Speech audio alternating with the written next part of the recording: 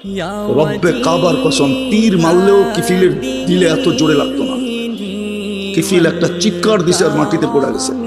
বলছে, বোন বোন, এখন পর্যন্ত তো তোর গায়ে আঙ্গুলের ছোঁয়া দিলাম না, তাতেই তোর এই অবস্থা।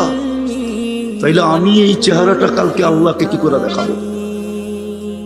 টাকার থলি তোকে দিয়া দিলাম, কিন্তু একটা অনুরোধ করব যদি তুই রাখিস।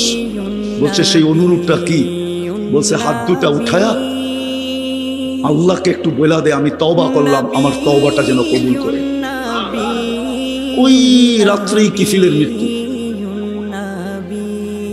সকালে স্বর্ণ অক্ষরে দরজায় লেখা উঠছে, কদ গফারাল্লাহু লিকিফলিন, আল্লাহ কিফিলকে মাফ করে দিয়েছেন। বলতেছিলাম, ওয়াজ বেশি শুনতে হয় না, অল্প ওয়াজই যথেষ্ট হয়। যদি আল্লাহর হুকুম পুরা করার পরে রহমতের ছোঁয়া আমার গায়ে লাগে, তাহলে একদিনের ওয়াজই জীবন চেঞ্জ। কসম খোদা, শুধু জীবন চেঞ্জ না, এক মুহূর্তের ওয়াজে ওলি। ইব্রাহিম ইবনে আদম রহমতুল্লাহ আলাই প্রথম সারির আল্লাহ ওয়ালাদের একজন, কেউ অস্বীকার করতে পারবে না। পারবেন ওলামারা অস্বীকার করতে?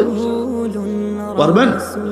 প্রথম সারির আল্লাহ ওয়ালাদের একজন। শুধু ছোট একটা কথা, যদি উট ছাদে না পাই, তুমি রাজপ্রাসাদে বসে আল্লাহ পাবে কি করে? এই জন্য আবারও বলতেছি, আমার কথা এখনো পুরা শুরু হয় নাই না। ওয়াজ মাহফিল দেখি তো শুধু হট্টগোল হয়, এমনকি ভলান্টিয়াররা পর্যন্ত হট্টগোল করে।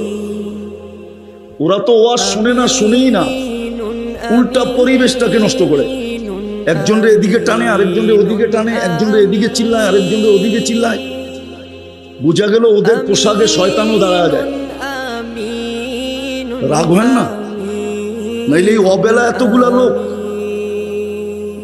যদি দিলে না লাগলো, তাহলে আসার লাভটা হলো কি?